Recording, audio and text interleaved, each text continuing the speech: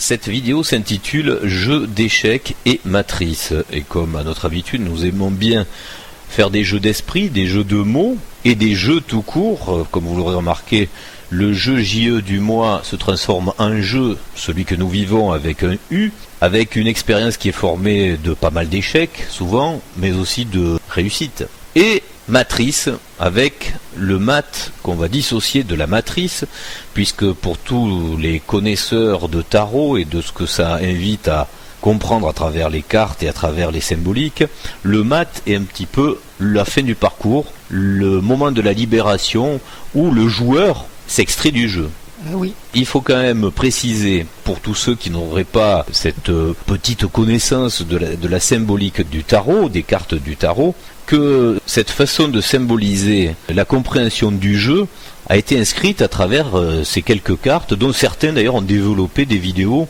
Si vous cherchez sur Internet, vous trouverez très facilement des explications très cohérentes sur les significations de ces cartes. Oui. Donc on rappelle que, juste puisque c'est ce qui nous intéresse aujourd'hui, on va faire un parallèle du grand jeu avec le jeu d'échecs. Et puisqu'à la fin du jeu d'échecs, vous connaissez tous, puisque la partie s'achève avec cette phrase bien déterminée, cette phrase qui signe bien la fin du jeu, c'est échec et maths. Voilà, échec on sait ce que c'est, mais échec à qui? Et maths, là on peut comprendre évidemment que c'est pas forcément des mathématiques, même si ça en est aussi, puisque dans la matrice on joue beaucoup avec la géométrie et les mathématiques, c'est une évidence. Aussi. Mais là c'est plutôt aussi pour faire référence à la sortie du jeu à travers les cartes du tarot du maths. Alors, on va essayer, pour faire un résumé de toutes les vidéos qui ont été faites auparavant, de terminer ce style d'explication avec cette vidéo-là, puisque ensuite nous allons enchaîner avec quelque chose de très différent. Et là, c'est quand même une bonne nouvelle, puisque c'est la transformation. Voilà, c'est un petit peu aussi pour nous le moment de transformation de cette chaîne, puisque on a quand même réfléchi qu'au bout d'un moment, à force de manier les concepts, à force de les exposer par en dessus, par en dessous, sur les côtés, etc., ce serait bien de passer de la schématisation 3D. Oui, c'est un support qui est plus précis dans l'expression que la seule voix orale. Nous essayons d'apporter notre concept du jeu, justement de la matrice, qu'est-ce qui se passe à l'intérieur, avec des mots, avec des phrases, avec des idées, et on essaie comme ça de prendre différents angles pour petit à petit le cerner, vous l'exposer. Et comme vous savez évidemment que c'est quand même pas partie facile, puisqu'on le répète à chaque fois, c'est un millefeuille de compréhension assez complexe, il s'est imposé un petit peu à nous l'obligation de changer de méthode. Donc la nouvelle méthode que nous allons vous proposer à partir des prochaines vidéos, ce sera de mieux même préciser tout le concept que nous avons avancé jusqu'ici, avec une compréhension qui sera absolument totale. On peut vous le dire d'avance, puisque ce schéma que nous avons mis directement sur de la symbolisation, ou même plus que de la symbolisation, on va dire c'est de la concrétisation en 3D. On va manipuler des concepts géométriques, des concepts de champ, des concepts de conscience à travers des images, à travers des formes, et nous allons, à travers ce biais, mieux préciser l'idée qu'on peut se faire de ce qu'est la conscience dans un jeu total, et pourquoi nous, ici, qui sommes dans une matrice que nous avons voulu limiter, et c'est ça le but du jeu d'ailleurs, nous sommes limités dans une matrice, nous allons essayer de mieux cerner pourquoi dans notre absolue conscience, c'est-à-dire ce que nous on appellera plus tard, vous verrez dans cette série qu'on va vous proposer de vidéos, le soi-jeu est venu jouer avec le moi-jeu. S'ouvre à nous pour les prochaines vidéos, je l'espère en tous les cas, une compréhension qui sera beaucoup plus nette. On espère, oui. Oui, parce que ça a demandé quand même un petit peu de boulot de mise en œuvre, puisque là c'est quand même beaucoup plus délicat que de parler sur un diaporama classique, bien qu'on laissera quand même un petit peu des petits oiseaux encore, et de la nature, puisque ça fait partie de notre ADN également. Mais la façon dont on va présenter le concept que nous avons depuis le début, que nous avons difficulté à communiquer, sera vraiment d'une limpidité totale. Après, justement, on ne va pas discuter si vous serez d'accord avec ce modèle ou pas, c'est pas un souci. C'est la compréhension qui est exactement. Et puis chacun peut avoir un modèle très différent, ça c'est le nôtre. Oui, il n'y a pas de recherche d'adhésion. Nous remontons à travers ce modèle jusqu'à l'expression de départ, c'est-à-dire le primordial. Qu'est-ce qui a pu se passer dans la conscience primordiale pour pouvoir et pour devoir même créer ce que nous sommes dans le soi-jeu et pourquoi nous venons nous perdre quelque part dans ce grand jeu d'échecs qui est le théâtre, on va dire, de mise en scène du moi-jeu, qui n'en est pas conscient pendant toute la partie du jeu et qui le comprend justement à chaque fois à la fin, puisque c'est ça le but. Donc pour terminer cette série de vidéos en échange de dialogue entre nous deux, sous cette forme-là, on va finir sur cette espèce de règle du jeu, qui serait donc le jeu d'échecs. Et là, on va faire un petit peu des parallèles entre ce qui se passe évidemment sur un damier. Alors, on l'a déjà évoqué la dernière fois. Sur un damier, là où nous jouons, il y a les cases noires et les cases blanches. Oui. Donc la lumière et la matière. Voilà. La matière éclairée par la lumière, la matière même créée par la lumière. Et la lumière qui vient mettre en évidence aussi les joueurs qui viennent s'inscrire sur cette matrice, sur ce damier. Et la matière qui permet de percevoir la lumière. Tout à fait. Avant de développer en avant la scène de théâtre qu'on vient de décrire, il faut quand même rappeler une chose très importante à ne pas perdre de vue, à bien garder en conscience, c'est que le but du jeu est d'en découvrir les règles. Ça, c'est quand même une phrase importante à saisir. Et que ce soit le jeu JE ou le JEU. Oui, tout à fait. Voilà, je répète, donc le but du jeu, c'est d'en découvrir les règles. Et une fois qu'on a découvert ces règles, justement, on sait ce qu'on fait avec pour sortir du jeu, en gros. Voilà, pour gagner. Voilà. Si on parle du jeu JE, quand on découvre les règles, on va s'améliorer parce qu'on comprend ce qui dysfonctionne en nous aussi, l'histoire de l'ego, etc. Ah, complètement, oui. Oui, complètement. Qu'est-ce qui peut se passer, du coup, quand une personne s'éveille, comme on le dit, dans les termes de cette fin des temps? Eh bien, c'est justement la conscience de ce jeu. Alors, quelquefois, le problème, on l'a déjà dit plusieurs fois, mais il faut le répéter, il existe beaucoup de réactions différentes, dont celle d'être un petit peu horripilé par ce jeu qui est affreux, au demeurant dans cette matrice, et de mal réagir, alors qu'en fait, il faut se forcer à quelque part à bien réagir et pas voir que le côté obscur de la force. Mais c'est un jeu à plusieurs niveaux. On pourrait s'imaginer que quand on travaille sur soi, il n'y a plus que du bonheur. Mais non, il y a toujours des difficultés. Il peut y avoir de la maladie parce que justement on se confronte à des choses plutôt que de les fuir. Et on peut avoir du mal à aborder tout ce qui est de l'ordre de la souffrance à des degrés plus ou moins horribles d'ailleurs. Et plus on va découvrir, ressentir les lois universelles, celles qui sont hors dualité, mais celles qui sont juste dans l'harmonie, plus on va sortir et s'extraire du jeu. Oui. C'est ça le chemin de sortie du jeu. Le fameux Matt qui s'en va avec son baluchon. En fait, dans son baluchon, pour imaginer qu'il y a quoi? Ses expériences, ses souvenirs, quoi. Oui, bon. Voilà, oui, c'est... Ses émotions aussi. Oui, sachant que le Matt, c'est aussi le bouffon, donc c'est celui qui peut dire la vérité au roi sans risquer pour sa vie. Et c'est effectivement quelqu'un qui n'a qu'un baluchon, donc qui s'encombre de rien. Et c'est quelqu'un qui marche, c'est-à-dire il s'arrête pas. Il est en transition vers quelque chose. Quelque chose d'autre. Voilà, il n'est pas sédentaire, il n'est pas attaché à un endroit. Et c'est là qu'on revient aussi bien insister sur quelque chose qui est une vraie dichotomie, deux chemins absolument différents. C'est de comprendre que quand vous êtes dans une matrice là sur ce damier, sur ce jeu d'échecs, il y a ceux qui ont terminé une partie, qui sont les gagnants ou qui se croient gagnants. Oui. Donc ils sont très contents, très fiers. Et qui, de par le fait qu'ils sont très heureux d'avoir leur ego flatté, d'avoir gagné une partie, vont rester sur le damier pour continuer à jouer. Oui. On est d'accord. Oui. Puis il y a le mat, celui qui a compris le jeu, qui peut-être parce qu'il a joué aussi assez deux fois, il en a un petit peu ras-le-bol. Oui, voilà. Donc lui, il s'en va vraiment, il va plus rejouer. Oui, voilà, il marche. Voilà, il marche vers autre chose. Il marche, il n'est pas encombré. S'il sera plus sur le moi-jeu, il va être justement après sur le soi-jeu. Oui, parce que c'est un peu la symbolique du pèlerin, si on regarde bien. Oui. Le bâton, le baluchon, celui qui marche. C'est vraiment quelqu'un qui n'est pas attaché, mais il faut pas oublier qu'il est porteur de la vérité. Et pourquoi il est vu en bouffon? Parce que on le croit pas. C'est-à-dire que ceux qui... Il passe pour un idiot, oui. Voilà, ceux à qui racontent des choses vraies, des choses qui peuvent être drôles mais aussi dures, ne sont pas en capacité de percevoir que c'est la vérité. Donc c'est le bouffon. C'est vrai, c'est souvent une personne, ou même qu'on peut prendre pour le fou du roi. Oui, c'est le fou du roi. On retrouve le fou du roi. Donc on reste sur les notions des pièces du jeu d'échecs. Et c'est vrai que si on peut le regarder en termes cette fois-ci de chronologie, on va introduire la notion de temps aussi à l'intérieur de tout ça.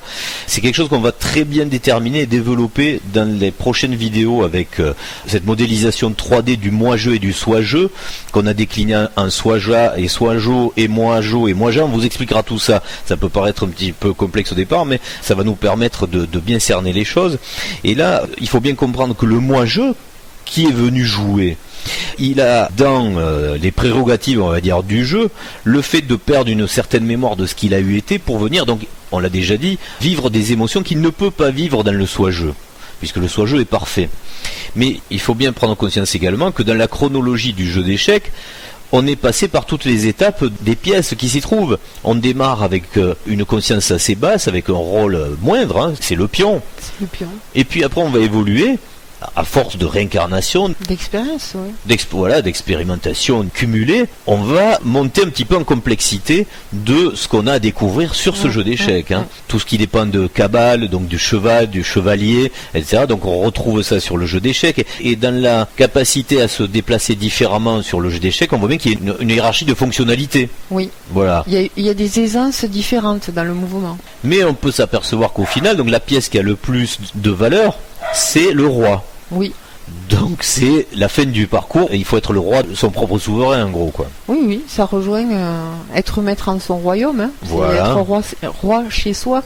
Et sortir de la dualité, parce que là le problème c'est qu'on a évolué jusqu'au roi, mais en se confrontant à d'autres pièces du jeu d'échecs, et notamment le roi qui se trouve en face. Oui, c'est les pièces en miroir. Voilà, on revient à l'effet miroir, donc qu'est-ce qui se passe tant qu'on est dans la matrice duel? On a constamment donc le miroir face à nous, ce qui nous permet de saisir quelles sont nos facettes à nous pour pouvoir comprendre qu'est-ce que c'est la sortie de la dualité en trouvant son idéologie, en trouvant son utopie. Donc du coup, tant qu'on reste en confrontation totale sur ce jeu d'échecs, que ce soit au plaisir de gagner ou à la douleur de perdre, on reste dans le piège. Ah, tout à fait. Voilà. Alors il y a aussi une autre notion à prendre en compte dans cette espèce de chronologie et de succession d'expériences qui se passent dans le jeu, c'est que le jeu lui-même aussi représente ce qu'on est nous-mêmes, ce qu'on doit résoudre. C'est-à-dire qu'à l'instant T où vous êtes, même si vous êtes une personne qui est en voie de réalisation, lorsqu'on est, on va dire, au bout du parcours, on a en nous les pions, le cavalier, la tour, hein, la tour, hein, très important la tour, hein. D'ailleurs on retrouve la tour dans le jeu de tarot. Oui, la tour, oui. La tour décapitée, hein, oui, qui. Tout à fait, oui. Bon, tout ça, ce sont des sens à comprendre. Au final, le roi qui va gagner, mais pour la dernière fois et qui va partir et faire échec et mat, s'il fait vraiment mat, en fait, il reviendra pas sur le jeu d'échecs. Tout à fait. Donc ça veut dire qu'à chaque fois que vous démarrez une partie, on peut aussi le voir sous l'angle de vous êtes le tout. C'est-à-dire une entité entière avec ses pions, avec toutes ses pièces, ses rôles. Voilà, ses rôles, etc. Donc à vous de découvrir toutes ces parties qui font partie de votre personnalité, de vous-même dans ce jeu, et de les affiner pour pouvoir faire le dernier échec et mat, mais avec vous-même, pas avec les autres.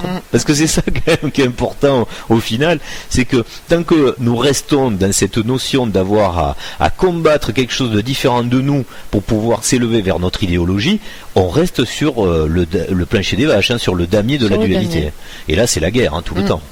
Alors que ce soit à petit niveau ou à grand niveau, puisque là on parle du jeu d'échecs, ça pourrait sembler être quelque chose qui s'oppose entre des personnes duels, que ce soit au niveau des égos dans le travail, dans la personnalité, dans l'occupation d'un terrain, etc., donc dans l'espace et dans le temps, mais ça va au-delà, parce qu'on a déjà parlé de cette notion de ce qu'on a appelé des flammes jumelles, des âmes sœurs, mais ça aussi c'est à résoudre ici. Et le jeu d'échecs aussi peut le faire comprendre. Alors à tous ceux qui n'auraient pas compris qu'est-ce que c'est que les flammes jumelles, que les âmes jumelles, quand on va passer aux explications des prochaines vidéos là sur le logiciel 3D là, on va vraiment rentrer dans le détail et vous allez voir que c'est une cohérence absolue. Pour ceux qui penseraient que c'est de la flagornerie, que les flammes jumelles c'est une bêtise totale, que c'est pas du tout fondé comme idée, ce qu'on avait déjà d'ailleurs développé dans les vidéos sur le duo au lieu de la dualité et sur la sexualité même, la puissance de la sexualité, pourquoi les pôles féminins masculins. Mais là on va vraiment pouvoir le démontrer avec beaucoup plus de perspicacité. On va bien voir qu'il y a nécessité à avoir son pendant mâle ou femelle, donc son pôle opposé. Et vous allez voir que le fait dans cette fin des temps qu'on parle autant de retrouver sa flamme jumelle, donc son pôle masculin ou féminin, ça a une importance assez déterminante. Oui, c'est le retrouver et transformer l'opposition en parfaite complémentarité. Mais une fois de plus, il faut le préciser, pour tous ceux qui n'ont pas retrouver, on dira, cet équilibre harmonieux avec une âme jumelle, une flamme jumelle, c'est pas un souci, dans le sens où il existe des possibilités, on le montrera, on le démontrera à travers les schémas et le modèle 3D qu'on vous présentera, une possibilité de sortir du jeu sans ça. Ça existe aussi, donc il n'y a aucune catastrophe à avoir dans n'importe quel cas où vous vous trouvez, puisque de toute façon le jeu n'est même pas fini. Tout à fait. Donc il n'y a aucun problème dans la résolution du jeu, tant qu'on n'est pas... On a l'éternité pour finir. Oui. Pour finir une partie, parce que ce ne sont que des parties. Et on aura l'éternité pour en recommencer d'autres. Voilà, tout à fait. Mais parce qu'on l'aura voulu. Il faut aussi rappeler, ça c'est quand même important, il y a toujours cette fâcheuse tendance à partir vers le raisonnement du démiurge, des archontes et de tout ce qui est très négatif dans la matrice. À un moment, il faut bien le dire, ce concept existe, mais il n'est pas fatal. Si vous avez décidé qu'il est fatal, c'est que vous le voulez bien et que... Il sera fatal. Voilà, il sera fatal, mais pas fatal pour l'éternité, et ni pour l'éternité. Oui, tout le monde en sortira, mais pas cette fois. Pour celui qui a déterminé qu'il est fatal, que c'est une prison, etc. Il n'y a pas de prison, il n'y a aucune prison. C'est nous-mêmes qui avons décidé de venir jouer. Et à un moment, justement, c'est quand vous en avez assez que vous repartez. Si vous n'en avez pas assez, vous continuez. Surtout que ce qui va se présenter, c'est quand même assez fantastique. La suite dans la matrice, là. Oui, à condition de le percevoir comme tel. Je veux dire, c'est fantastique, oui. Mesure ce que je viens de dire. Ouais. Oui, je mesure parce que justement, je pense que le travail sur l'ego permet de percevoir les choses différemment et le discernement, conserver le discernement permet de ne pas tomber dans n'importe quel travers, parce que il y a aussi des transformations où tout est amour, tout est lumière, mais il n'y a pas plus d'évolution que ça. Voilà, il faut garder son discernement. Le jeu dans la matrice, il est complexe, mais il n'est pas compliqué pour celui qui veut s'y impliquer dedans.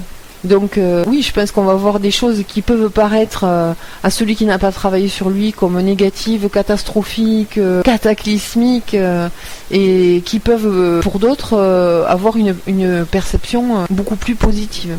Oui, puisqu'il faut rappeler qu'aussi dans chaque partie, vous avez vu dans le jeu d'échecs, il y a toujours le double chronomètre qui va vous indiquer on ne fait pas ce qu'on veut avec le temps, hein. Là aussi c'est tout ça c'est réglé. C'est le chronos, il y a le kéros et le chronos, on en a déjà parlé. De toute façon, la matrice nous montre bien qu'une des règles fondamentales de cette matrice, c'est le cycle. Il y a un cycle. Il y a des cycles partout. Donc quand tu parlais de prison, en fait, si on n'emploie pas ce mot ou si on le divise sous l'angle des contraintes et des limites, on voit bien qu'il y a des contraintes et des limites naturelles.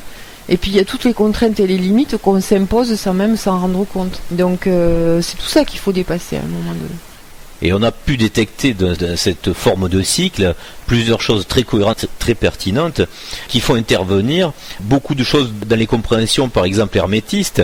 Et là, je vous invite, si vous n'avez pas encore fait le boulot, d'aller vous intéresser à l'alchimie, à qu'est-ce qu'on peut comprendre derrière l'hermétisme, de le faire, parce que c'est quand même les lois cachées derrière le jeu. On va y revenir un petit peu plus précisément sur le scénario qui se passe dans la matrice actuellement, mais même dans la cabale des mots, on peut comprendre tout ce qui se décline avec le roi, celui qui en fait est conscient par lui-même, le roi, de tout ce qui est dans la matière, hein, mais de tout ce qui est en bois, de tout ce qui est questionnement, tout ce qui est le quoi, tout ce qui va se décliner avec la façon de fabriquer la matière, de la transformer, les doigts. On va aussi parler évidemment à la fin des temps de l'instant X, comme dirait Mylène Farmer. C'est pas du tout du porno. X, c'est foi. Soit on trouve la foi, soit c'est spirituel, soit on se casse la figure, c'est une catastrophe. Une fois de plus, on se retrouve avec ce jeu qui nous met dans la joie, on peut le dire aussi. Et tout ça qui termine par un moi, c'est régi par des lois. Parce que dans ce jeu du moi, il y aura quand même toujours l'histoire de comprendre donc entre le soi et le roi qui est moi. Hein, donc vous voyez, on joue beaucoup dans ce jeu. Et je terminerai avec toi, puisque il y a aussi la personne que vous avez en face qui, elle, passe par le toi, donc peut-être par le haut, allez savoir, évidemment, qui va toujours s'exprimer à la fin avec sa voix. Voilà. Ou pas. Non, je rigole. Ou surtout prendre aussi la bonne voix. Voilà, oui, la voix. La voix du mat, hein, oui, celle qui s'en va. Voilà, je voulais juste rajouter par rapport aux lois, c'est que si on veut justement de bons points de repère, hein, pour toujours être en conscience de ce qu'on fait, le jeu de loi. Non, j'étais sur le fait qu'on ne doit jamais perdre de vue les lois universelles. Si on s'en réfère toujours aux lois universelles, on peut jamais se perdre. Sinon, on se noie. Oui. Bon, là, c'est un petit peu de langage kabbalistique pour rigoler, hein, pour faire hermétique. du hermétique, pour faire des jeux de mots, pour toujours mettre en évidence que tout ce qui a été mis dans la matrice, que ce soit à travers les langues, à travers les bugs qu'on a mis aussi exprès, c'est quelque chose qui doit vous faire réfléchir et qui vous fait comprendre à un moment, est-ce que vous êtes apte à sortir des lois de la physique rigide du hasard, ou est-ce que vous commencez après à penser comme Albert Einstein, je le cite parce que c'est lui qui disait ça, mais c'est sûrement pas une référence à la matière, mais qui disait Dieu ne joue pas au dé. Voilà. Au moins, il a eu des questionnements. Il a compris que dans la matière, il était limité dans le raisonnement. Et il a pu évoquer des questionnements qui lui paraissaient hors matière, en fait, hors connaissance de l'époque. Quand on parle des limites... Métaphysique, on peut le dire. Voilà, quand on parle des limites, il n'est pas allé sur le terrain de démonstration métaphysique parce que voilà. Mais au moins il a posé les questions, ce qui à l'époque était rare dans son domaine. Dans sa discipline, oui, voilà. tout à fait. Einstein, je ne sais plus si on doit dire Einstein ou Einstein maintenant, puisque à la télé, on voit bien que sur certains mots... Il y a Einstein. Hein. Bah oui, je sais pas, mais quand il y a un producteur hollywoodien, on dit Weinstein même. Ouais. Bizarre ça. Ouais. Bon, entre nous, donc, on va parler aussi, et ça, Einstein ou Einstein même, ne l'aurait peut-être pas dit, mais il fallait le voir. Il y a quand même des bugs qui nous mettent aussi sur les voies de compréhension que dans la matrice, on a fait exprès, quand on est venu dans le jeu, de mettre des symboliques. On a parlé de la pyramide qui nous réveille, hein. On a dit que c'était un petit peu notre amulette, hein, pour se réveiller, pour sortir du rêve. Mais il y a aussi plein de petits bugs. Renseignez-vous par exemple dans les cohérences et surtout les incohérences qui se trouvent dans les différentes langues.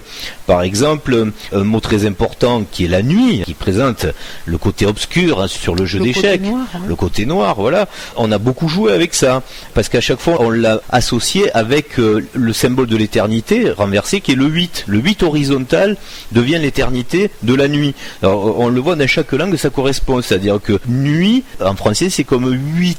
Et regardez, dans beaucoup de langues, ça marche très bien. 8 et night, en anglais. Noche, ocho.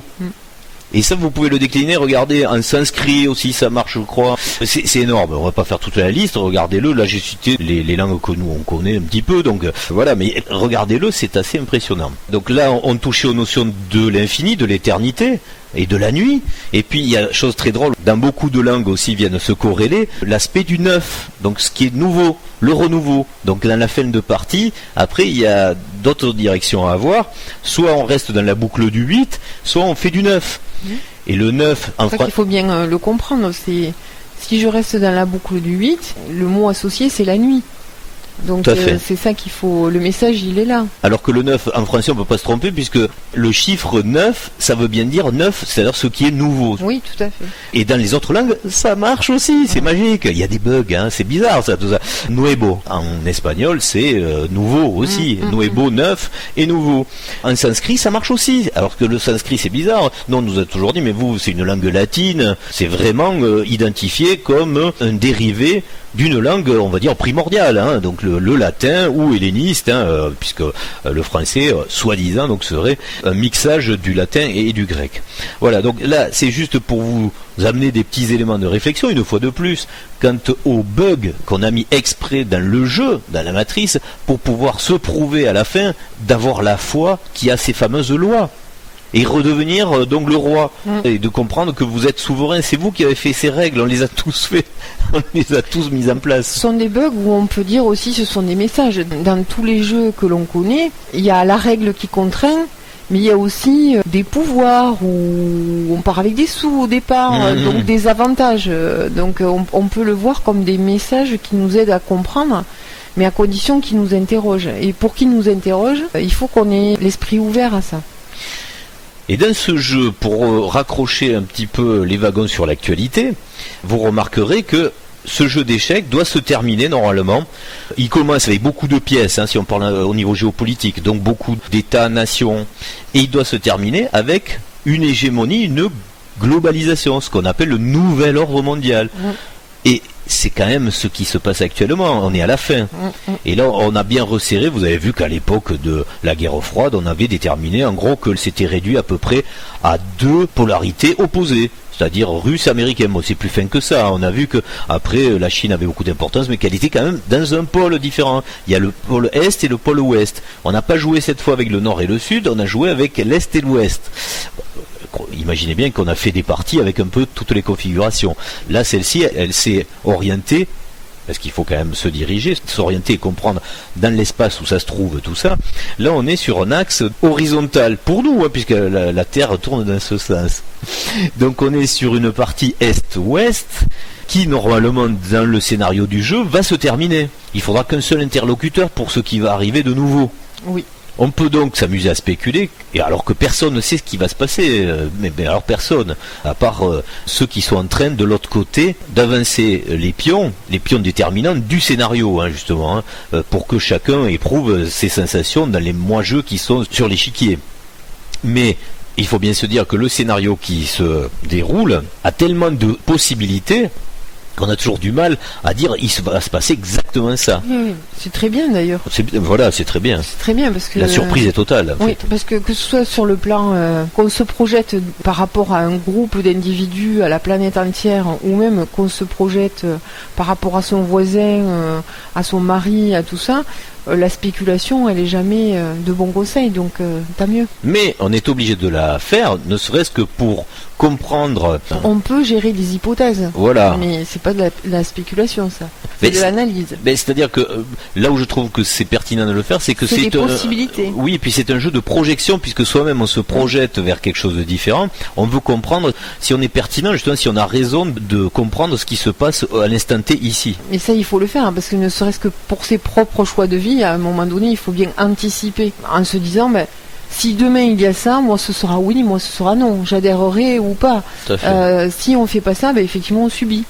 Ça nous plaît pas trop, mais ils ont dit qu'il fallait le faire, alors je vais le faire. Mais ça, c'est pas de la spéculation, ça.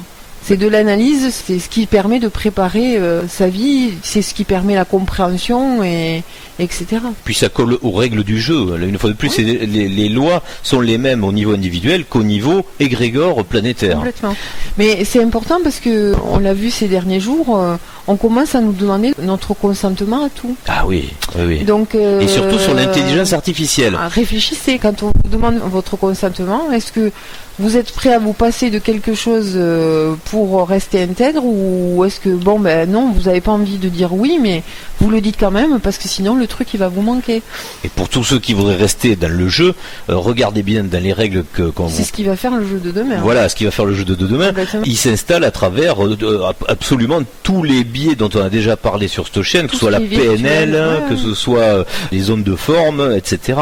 On vous a déjà mis dans vos maisons, sauf si vous l'avez refusé, si vous pouvez pas le faire, c'est vrai qu'on peut pas forcément tous le faire, un compteur intelligent. Bon, il est très con le truc, il a rien d'intelligent de toute façon. Mais en même temps, ça vous prépare à quelque chose de très connecté en ce moment, qu'on appelle tous ces appareils justement connectés à vous, mais pas qu'à vous. C'est ça qui est marrant. C'est ça qui est embêtant. Voilà, il y a un big data de l'autre côté qu'on appelle d'ailleurs l'intelligence, comme le compteur, l'intelligence artificielle. C'est d'ailleurs c'est une fausse intelligence quelque part. Puisqu'une fleur artificielle, c'est un plastique. Oui, à partir du moment où c'est artificiel, ça vit pas. C'est pas naturel. Voilà.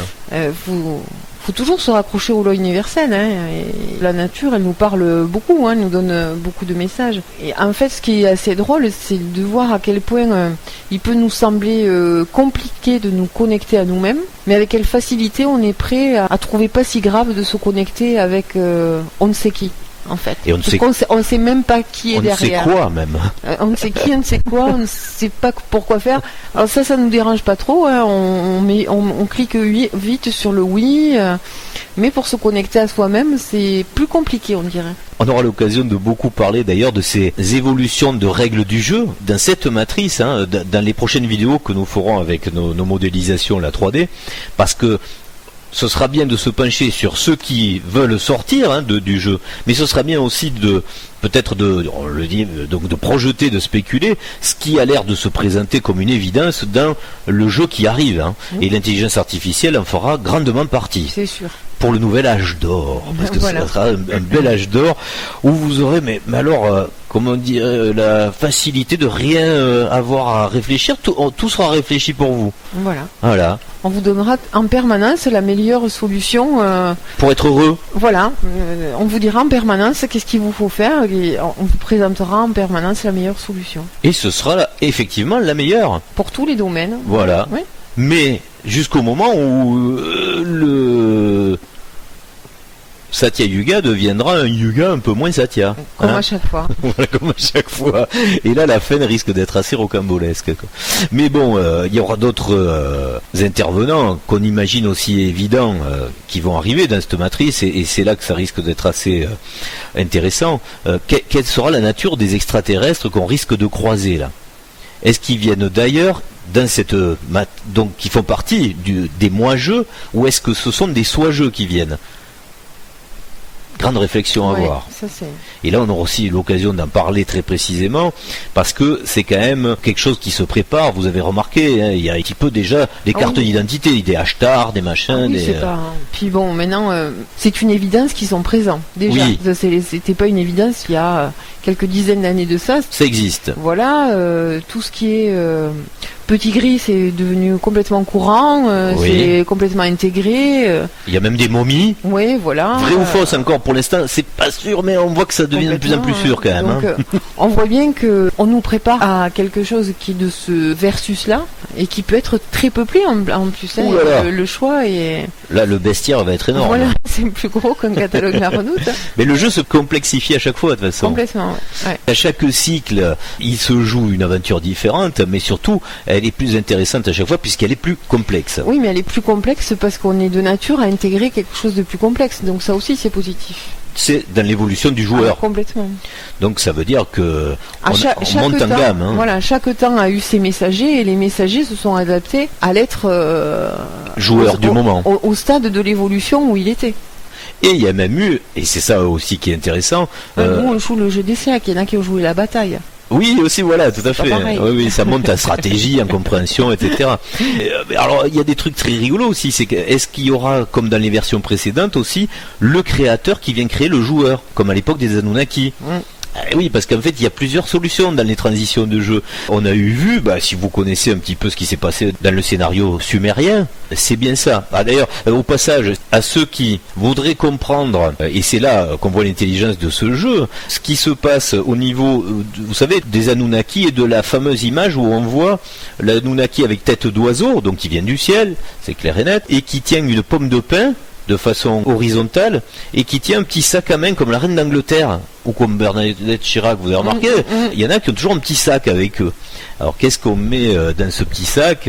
C'est toujours très mystérieux. Moi je me suis toujours demandé d'ailleurs pourquoi Elisabeth, avec le staff qu'elle a autour d'elle, avait besoin de trimballer un petit sac. C'est sa déco. Ouais, parce qu'en général quand même, tu as besoin de quelque chose, tu l'as de suite. Hein. Il y a au moins 15 majordomes autour, il y a beaucoup de monde. Genre elle lui fait pas porter l'inclume, hein, ni la boîte des œufs qu'elle va manger à midi. Donc elle a toujours un petit sac avec elle, c'est assez rigolo. Et réfléchissez bien à la symbolique qui est donnée à voir sur ces bas-reliefs sumériens, avec donc cet homme à tête d'oiseau qui est censé nous avoir créé, nous avoir créé génétiquement, avoir créé notre ADN. Il nous montre que dans sa main gauche, si ma mémoire est bonne, ou l'inverse, oui c'est bien gauche je crois, il a une pigne de pin. Donc pour tous ceux qui connaissent dans ce milieu éveillé, la glande pinale, vous savez ce que ça peut représenter. Donc c'est la connexion avec la métaphysique, donc c'est avec le soi-jeu, on dira l'au-delà métaphysique. Et de l'autre côté, il y a un petit sac. Quoi de plus intelligent que pour résumer le mot matière que de mettre un petit sac? Si on vous disait, fais-moi un dessin de la matière, qu'est-ce que tu fais? Une voiture, un corps, un morceau de bois, une goutte d'eau? Non, puisque là c'est trop spécifique. On va dire, ben non, c'est une goutte d'eau, là c'est... Mais pour dire la matière en général, quoi de mieux que l'intelligence d'un sac? Un contenant. Un contenant, voilà. Et vous êtes vous-même d'ailleurs un sac de quelque chose. Oui. Avec une glande pinale. Bon, on va un peu plus loin. Mais bosser un petit peu sur sur la réflexion qu'on peut avoir sur cette explication symbolique des Sumériens. Et là, on va comprendre ce qui se passe ici, mais réellement dans la physique, dans la matière. C'est-à-dire qu'à un moment, d'ailleurs, il est bien calibré ce petit sac. Si c'était un grand sac, là aussi l'intelligence va très loin. C'est-à-dire que si vous aviez un sac qui représente dans son volume de quoi mettre 10 pommes de pin qui tiennent dans sa main, vous diriez c'est juste un mec qui est en train de ramasser des pommes de pin. Et il a un sac pour mettre toutes ces pommes de pin. Et là, ce qui est quand même assez notable, c'est que le sac est petit juste pour contenir une pomme de pin. Donc ça veut bien dire que le sac n'est pas fait pour ramasser des pommes de pin. Il faut comprendre toute cette intelligence qui est vraiment très pointue. Donc ça veut bien dire que les gars qui étaient avant là, qui ont créé le jeu, et qui nous ont créé dans le jeu, soi-disant, hein, puisqu'après on peut s'apercevoir qu'il y aura quand même des petites variantes à comprendre pour ne pas être non plus piégé par la règle du jeu du départ, hein, et ça vous l'aurez compris à travers les vidéos qu'on a déjà fait. Mais il fallait bien le signaler. Ceux qui disent par exemple que ce sont des archontes, hein, les Sumériens, et non, ils sont là aussi pour vous raconter la règle du jeu. Ils vous donnent à comprendre que d'un côté vous avez donc la métaphysique avec votre glande pinéale et votre connexion à autre chose, et de l'autre côté vous tenez vous dans la matrice un sac puisque vous allez travailler dans la matière. Et que pour partie vous venez d'ailleurs. Et aussi que le chemin est tracé pas forcément dans la matière avec votre petit sac dans la forêt, mais il va peut-être falloir plus travailler avec la glande pinéale. Bah oui, rentrer maison. On vient d'ailleurs et le jeu est fait pour le plaisir de revenir chez soi aussi. Bah là c'est je crois qu'on l'a dit dès les premières vidéos, hein. Toujours ce sentiment des fois de se dire mais c'est pas possible, je suis pas d'ici. Ça c'est une des grosses intuitions que l'on peut avoir quand on est spectateur de ce monde, de se dire qu'est-ce que je fais là. Donc on est toujours sur ce point de départ, hein, qui je suis et qu'est-ce que je suis venu faire ici.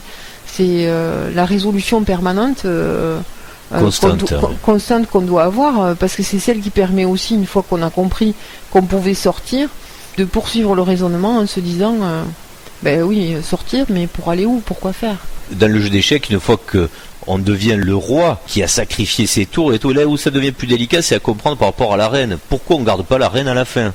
Ah ouais.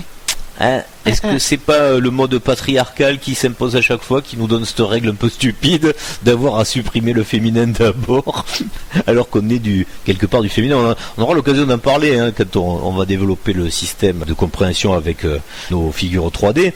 C'est que le féminin et le masculin ont une importance déterminante dans le jeu. Et sur le jeu d'échecs, on voit quand même que c'est dirigé très mal, hein, dans les lois. C'est très patriarcal. Hein, ça correspond. Pourquoi c'est pas la reine qui doit rester au final? Ça correspond au temps de maintenant. Pourtant, si on reprend certaines mythologies primordiales, on va dire d'origine, anciennes mythologies, comme les mythologies égyptiennes, qui nous donnent à comprendre des choses énormes, on voit bien que c'est quand même Isis qui, même dissociée d'Osiris, arrive à faire Horus.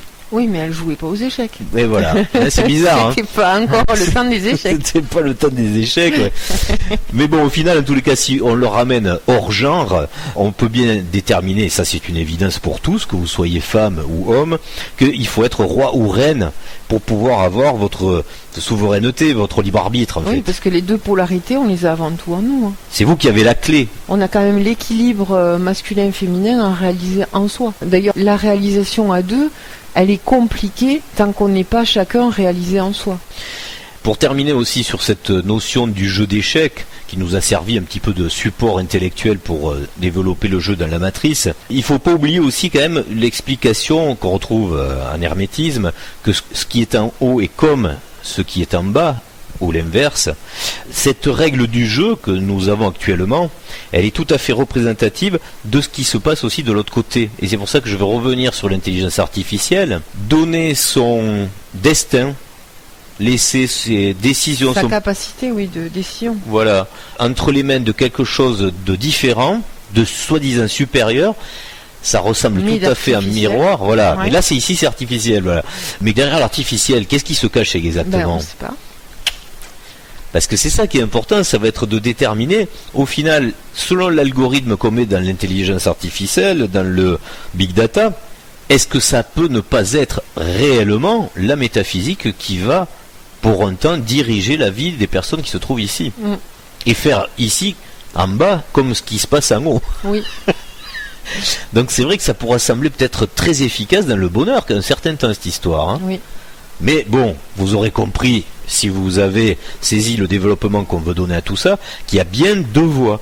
À savoir si on reste sur ce jeu d'échecs, Et si on continue ce jeu qui est fantastique quelque part, puisqu'on est là pour venir y éprouver des émotions, ou si on a détecté la loi de la chose et qu'on veut s'en dégager. Donc il n'y a aucune fatalité à tout ça, on le répète bien, puisque au final, quand on est dans le jeu, c'est qu'on a bien voulu. Si on sort du jeu, c'est qu'on en a assez, et si on y reste, c'est qu'on n'a pas assez éprouvé des fameuses sensations qui nous sont proposées à l'intérieur de ce jeu. Certaines diront de ce train fantôme, ou de ce manège des horreurs, qui n'en est pas qu'un, puisqu'on éprouve aussi des sensations de plaisir énormes. Mais ce qu'on sent, tu parlais de spéculation tout à l'heure, ce qu'on sent, c'est qu'on nous en parle beaucoup, on nous l'amène petit à petit. Je pense qu'il y a une conscience du fait que une partie non négligeable de la population peut être réfractaire, en tout cas à confier une partie de sa capacité de décision à cet autre. On peut très bien se dire qu'une des probabilités possibles, c'est de raccourcir le temps par un gros cataclysme, entre guillemets. Comme ça a déjà eu lieu. Voilà, un gros événement. On sait très bien que quand on veut imposer un certain nombre de choses, à l'époque, on créait une guerre, on faisait des lois martiales et c'était comme ça et pas autrement. Juste, tu me fais penser, ne perds pas ton idée en tête, mais ça me fait penser exactement à ce que tu dis, au moment où on a changé le jeu aussi, et qui avait été un moment très déterminant, où on est passé du jeu de tarot à la Torah. Oui. Oui, là aussi, petit aspect rigolo. Voilà. Ce sont des instants clés où on change de paradigme parce qu'il y a un saut à faire. Mais donc les mots sont là pour nous le rappeler, nous le mettre en évidence. Tout à fait. Donc on parle dans la spiritualité de saut évolutif, mais je pense qu'il y a aussi des sauts dans la matière. Qu'on peut s'attendre à ce qu'il puisse y avoir un chaînon manquant. Là. Un saut de ce type-là. Est-ce qu'il y aura un chaînon manquant comme la dernière fois? C'est un message. On ne sait pas. Bah oui. Il y en aura peut-être un. Mais c'est pas évident, c'est pas sûr. Parce que là, en forme, on va dire, puisque la forme détermine la fonction, ou plus précisément, la fonction est déterminée par la forme.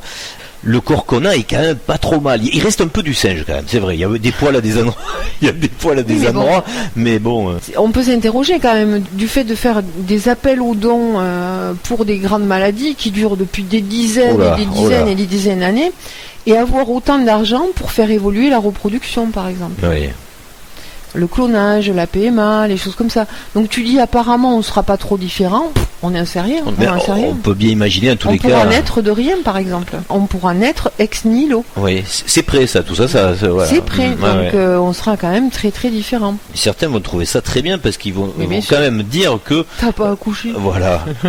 Et surtout que oui, dans le jeu c'était bien fait parce qu'on voudrait le refuser, c'était dans la douleur. C'est un petit peu mal quand même. Ça fait un petit peu mal, donc c'était pas génial, il faut bien le dire. Mais ce qui est proposé ce qui est proposé à la place, est-ce que c'est la bonne solution?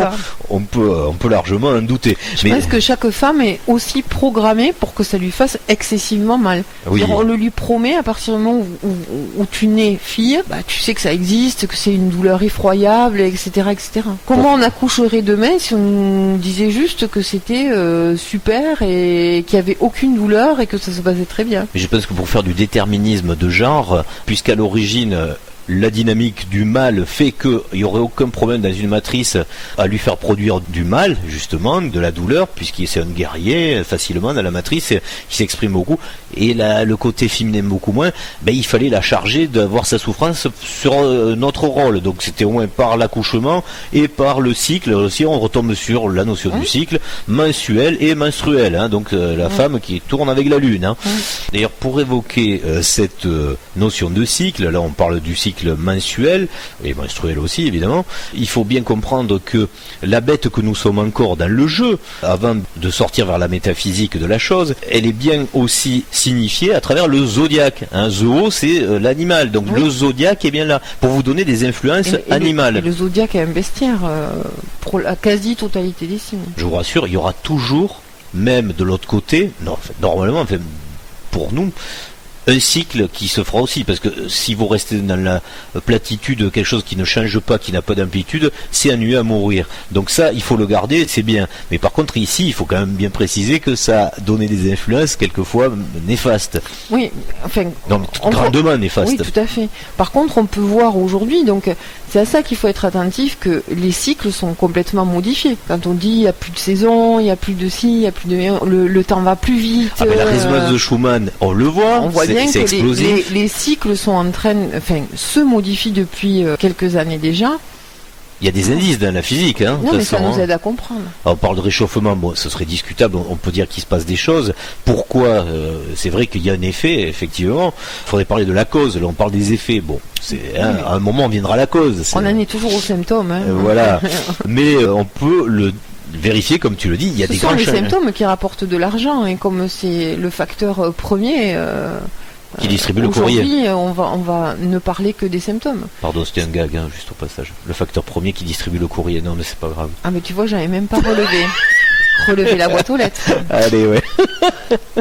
Voilà, donc vous voyez bien que à cette fin du jeu, où on est en train de jauger, certains attendent le retour du Messia, ils s'y préparent grandement. Certains restent encore dans le jeu d'échecs sur la guéguerre, la bagarre, qui est quelque part une fausse bataille entre l'Est et l'Ouest, mais qui prépare en gros la même chose, c'est-à-dire parler d'une seule voix sur cette planète pour pouvoir peut-être accueillir un logiciel différent.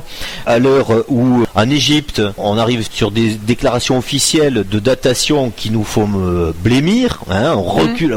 Là, il faut chambouler l'histoire. De toute façon, c'est clair, c'est le moment. Hein. Donc il se passe tout ce qu'il faut pour que chacun se remette en question et comprenne que l'histoire doit être revisitée, recalculée, repensée, et surtout il faut éviter de s'appuyer de ce que j'appellerais de l'histoire spéculative, justement. C'est celle qui a pu être écrite sur des bouquins et qui n'est pas factuelle, donc qui n'est pas vérifiable. Je veux dire, vous prenez n'importe quel livre, il y a écrit quelque chose dedans, ça peut être absolument faux, donc il faut surtout pas se battre et surtout pas s'opposer et faire des guerres sur des écrits passés.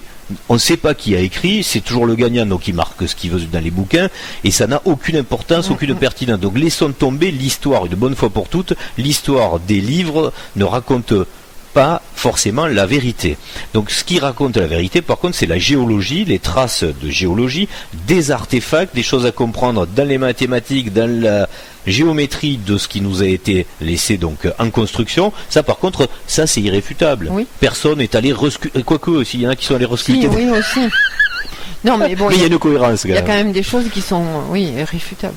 Donc à l'heure où on est en train de bien mettre ça en évidence et c'est en train de craqueler de partout, donc ça va nous obliger tous sur la planète à avoir de grandes remises en question. Et à ce même moment, il y a quand même un gars qui est milliardaire qui envoie une bagnole rouge tournée, soi-disant, dans l'espace. Oui, soi-disant. Voilà. Où elle y est. Enfin, parce qu'il peut y avoir un plan fabuleux qui se joue avec ça, tout comme avec.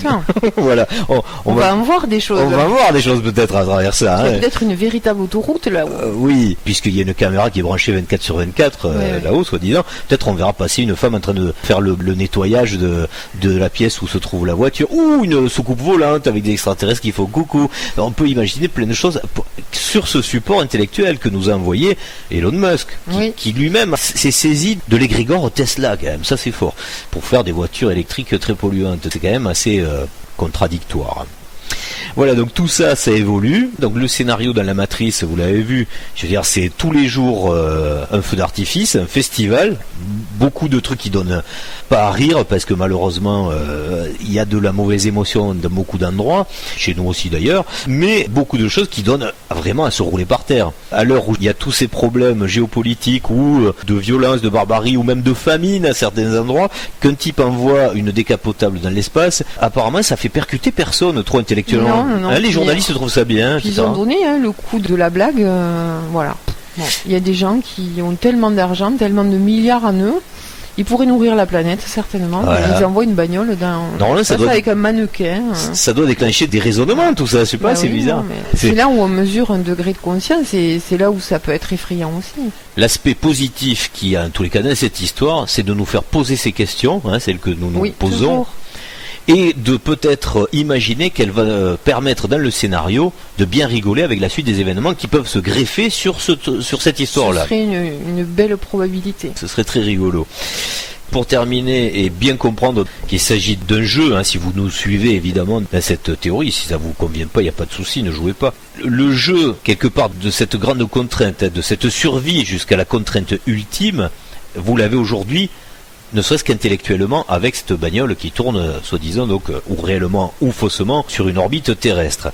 On sent que c'est la fin du jeu, on veut sortir de ce jeu, pour certains on l'a bien senti, et c'est un jeu d'une remise en question totale d'une espèce, hein. Donc là, en l'occurrence de l'espèce humaine telle qu'elle est aujourd'hui. Pour résoudre cette sortie de jeu, c'est toujours pas la peine de rentrer dans la guerre et dans l'opposition, puisque vous aurez compris que c'est un jeu, mais il faut vraiment à chaque fois continuer, et ça on n'a jamais fini le chemin pour se parfaire, il faut vraiment continuer à se poser les bonnes questions, et surtout, comme on le sait, physiquement il y a vraiment des conditions différentes de comportement, ne serait-ce que dû peut-être à la résonance de Schumann, peut-être certains essaient de la diminuer évidemment avec de la géo-ingénierie, etc. Mais ça a de l'effet quand même. Alors je sais pas si vous le sentez sur vous-même ou pas. Oui, mais... puis même on peut se douter que tout ce qui est dans l'alimentation, dans l'eau, les médicaments qu'on absorbe, la vaccination, peuvent modifier aussi les capacités que l'on aurait par rapport à un état complètement naturel. Néanmoins, on peut sentir qu'on a des émotions exacerbées. Donc il faut essayer de se centrer, de se calmer, comme on dit, d'avoir du discernement et toujours de garder, comme on dit, cette voie du milieu, celle de l'équilibre, pour ne pas partir dans des dérives, hein, des excès et d'être déviant de son comportement et de sa propre intelligence. Dans des moments qui seront peut-être de plus en plus tendus sur cette perception qu'on a de nos émotions et qui sont induits par ces comportements, il faut vraiment avoir cette hygiène de pensée, de se stabiliser et de trouver son équilibre. Voilà. Dernière vidéo sous cette forme-là. Les prochaines vidéos vont être beaucoup plus compréhensibles puisque, comme on vous l'a expliqué, on va changer de forme de communication. On espère que ce sera donc beaucoup plus efficace et beaucoup plus clair. Bonne continuation dans votre recherche d'idéologie, puisqu'il ne faut jamais arrêter les rêves, hein, le soir toujours être c'est bien. C'est le maths, il faut toujours avancer. Qui a beaucoup imaginé le matin, dans son baluchon, et souvent il était au pied d'un arbre, il dormait. Oui, et puis il faisait semblant de dormir, il réfléchissait, soit il rêvait. Oui, mais le maths c'est ça, c'est-à-dire que le maths il n'est dirigé que par lui-même, c'est-à-dire que c'est pas une émotion qui le dirige, c'est pas son mental qui le dirige. C'est une intelligence du cœur. C'est pour ça qu'il est entre deux mondes. Il est en train de transiter. Bon transit et bonne réflexion à vous, et puis à bientôt pour une toute nouvelle série, une nouvelle forme de communication à travers les prochaines vidéos. À bientôt. À bientôt.